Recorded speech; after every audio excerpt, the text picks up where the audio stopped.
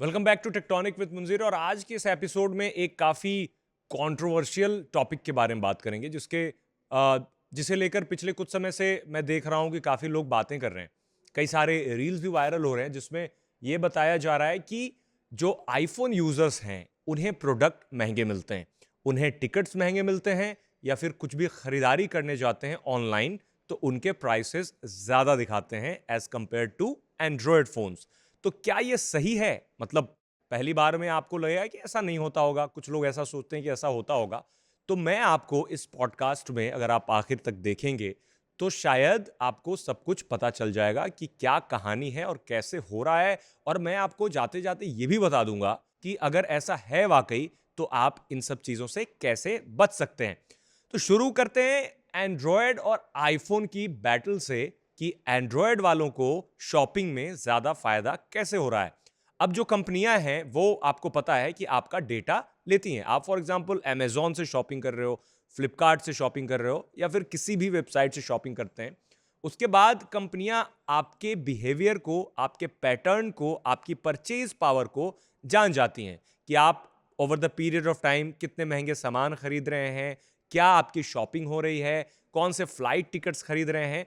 तो एक तरह से आपकी प्रोफाइलिंग हो जाती है और उन्हें यह पता होता है कि आप क्या खरीदेंगे और कितना पैसा दे सकते हैं। ये अक्रॉस द प्लेटफॉर्म होता है, ना सिर्फ आईफोन बट एंड्रॉयड का। तो मैंने ऑफिस से ही ट्राई किया एंड्रॉयड और आईफोन दोनों से कि लाजपत नगर जाने में मुझे उबर कितने पैसा लेगा। तो मेरे से जो मेरा फ़ोन था, आईफोन है, उसमें ज़्यादा पैसा दिखाया एज कंपेयर टू एंड्रॉयड। आपको हैरानी होगी कि ये कैसे हो रहा है। तो इसे डायनेमिक प्राइसिंग भी कहते हैं। डायनेमिक प्राइसिंग आजकल ट्रेन टिकट से लेकर के फ्लाइट टिकट, बस टिकट, हर जगह डायनेमिक प्राइसिंग लग चुकी है। इनफैक्ट सिनेमा में भी ऐसा हो गया है। फिल्म देखने जाते हैं तो ऑनलाइन टिकट लेते हैं तो उसमें भी जैसे जैसे सीट भरती जाती है वैसे प्राइसेस वो इंक्रीज करते जाते हैं। तो ये डायनेमिक प्राइसेस है। बट अब कंपनी को मैंने मेल किया है, रीच आउट किया है कि ऐसा क्यों होता है। अभी तक उन्होंने कोई रिप्लाई नहीं किया है। बट द थिंग इज कि ये सिर्फ ऐसा नहीं, अगर आपको लगता है कि एंड्रॉयड यूजर्स को सस्ता दिखाया जाता है, आईफोन यूजर्स को महंगा दिखाया जाता है, ये इंटायरली करेक्ट नहीं है। वजह ये कि मैंने जैसे आपको बताया कि प्रोफाइलिंग जो होती है, तो प्रोफाइलिंग इस बात पे सबसे पहले तो होती है कि कौन सा फोन है, डिवाइस की आईपी क्या है, डिवाइस का मैक एड्रेस क्या है। तो अब आईफोन सस्ता भी हो सकता है। फॉर एग्जांपल कोई आईफोन 10 यूज कर रहा है या फिर आईफोन 10R यूज कर रहा है जो 5-7 साल पुराना है, और कोई Android for example Galaxy ultra use कर रहा है जो 1 लाख रुपए से ज्यादा का है।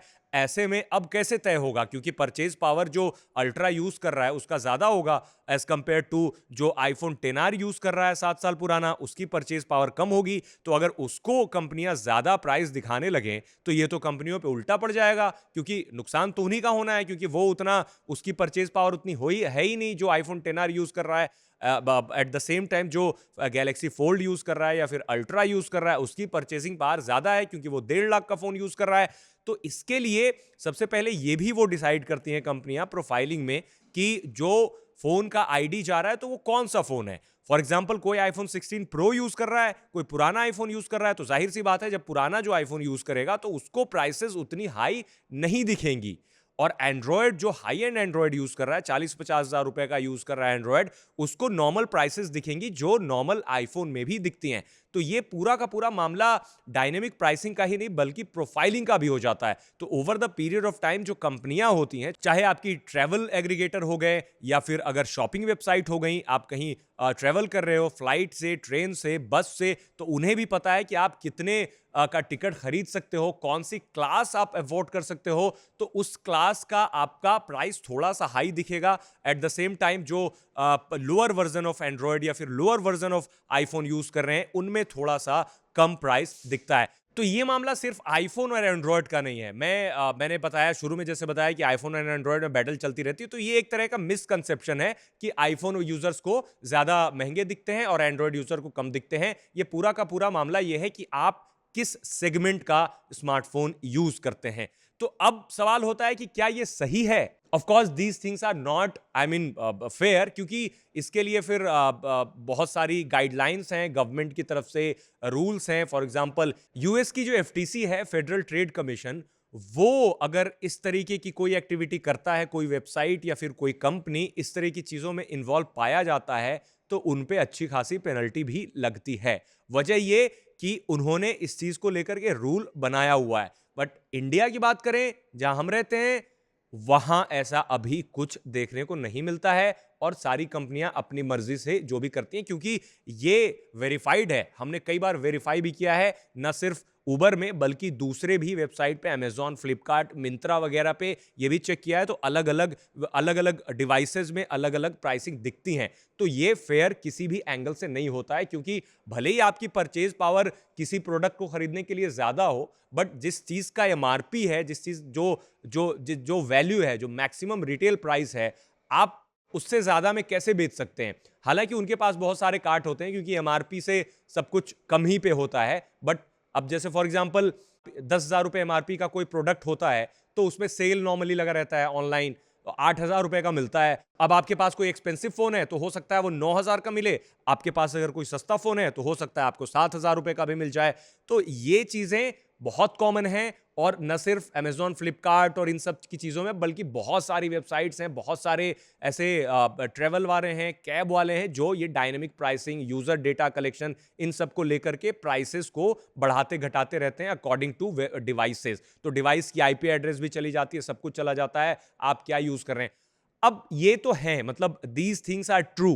तो लेकिन आप कैसे इससे बच सकते हैं, सवाल ये उठता है, क्योंकि अभी के लिए तो कोई गाइडलाइन वगैरह है नहीं। तो अब सरकार कुछ अगर इस पे करे तो बहुत अच्छी बात है, अदरवाइज अगर आपको बचना है तो बहुत सारी चीजें आपको ध्यान में रखनी पड़ेंगी। अगर आप शॉपिंग कर रहे हैं तो कोशिश करें कि किसी वेबसाइट से अगर शॉपिंग कर रहे हैं तो उसको 2-3 डिवाइसेस से अलग अलग ट्राई करके देख सकते हैं कि उसमें क्या प्राइस दिख रहा है। दूसरी चीज ये है कि आप इनकॉग्निटो मोड पे भी जाके कर सकते हैं, कुछ हद तक आपको नॉर्मल प्राइसिंग दिखेगी। बहुत सारे ऐप्स ऐसे भी हैं और वेबसाइट ऐसे भी हैं जो आपको यह बताते हैं कि कौन सी वेबसाइट पे कौन सा प्रोडक्ट बेस्ट प्राइस पे कब अवेलेबल था। फॉर एग्जांपल 10,000 रुपए का कोई प्रोडक्ट अमेजॉन पे कभी किसी वक्त पे 5,000 रुपए का बिका है, तो वो वेबसाइट आपको वो बता देंगी कि कौन कौन से प्रोडक्ट अमेजॉन या फिर किसी और वेबसाइट पे कब सबसे कम कीमत पे बिके हैं। तो उससे आपको एक रफ आइडिया मिल जाएगा कि वो प्रोडक्ट जो है उतना सस्ता का बिका था। इट मींस अगर आप 10,000 पूरा का पूरा लगा दे हैं तो वो आपके लिए गुड डील नहीं होगी।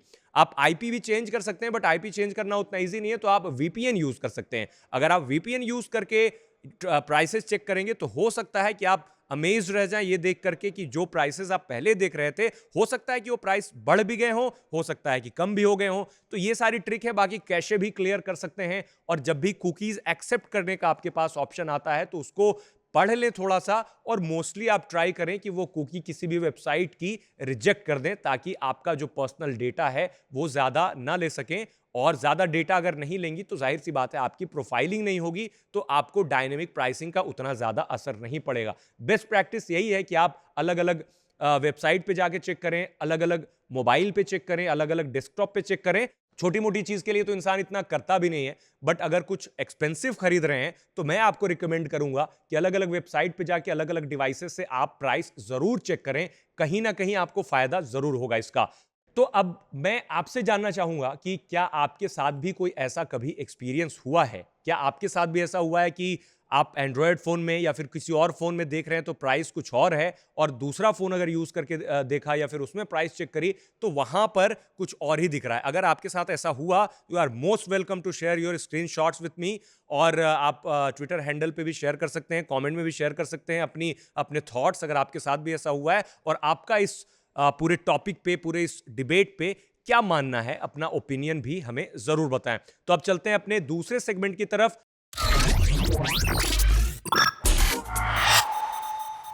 तो मैं आपको बताता हूं कि आप इन डायनेमिक प्राइसिंग या फिर प्राइस का जो भेदभाव होता है एंड्रॉयड और आईफोन के साथ, जैसा लोगों को लगता है, उससे कैसे बच सकते हैं। तो कुछ वेबसाइट्स के नाम बताता हूं, वो उसको ओपन करके आप ये जान सकते हैं कि आपकी प्राइसिंग सही मिल रही है या फिर गलत मिल रही है। पर गूगल की शॉपिंग वेबसाइट है, गूगल शॉपिंग नेटिव वेबसाइट है, वहां पर जाके देख सकते हैं। स्काई स्कैनर पे रियल प्राइस देख सकते हैं किसी भी फ्लाइट का जहाँ पे डायनेमिक प्राइसिंग का कोई असर नहीं होता। प्राइस स्पाई है या फिर आइडेलो है, कैमल कैमल कैमल भी एक वेबसाइट है, प्राइस रनर है, and then you got MoneySuperMarket and Skyscanner जिसके बारे में बताया मैंने, ट्रिवैगो है। तो इस तरह की वेबसाइट पे जाएंगे अगर तो आपको ये पता चल जाएगा किसी भी रेस्टोरेंट या फिर किसी भी शॉपिंग वेबसाइट या फिर किसी भी फ्लाइट का बेस प्राइस क्या है, ताकि आप अंदाजा लगा सकें कि आपको महंगे में बेचा जा रहा है या आपको सस्ते में बेचा जा रहा है। कैसा लगा हमारा ये एपिसोड आप हमें जरूर बताएं।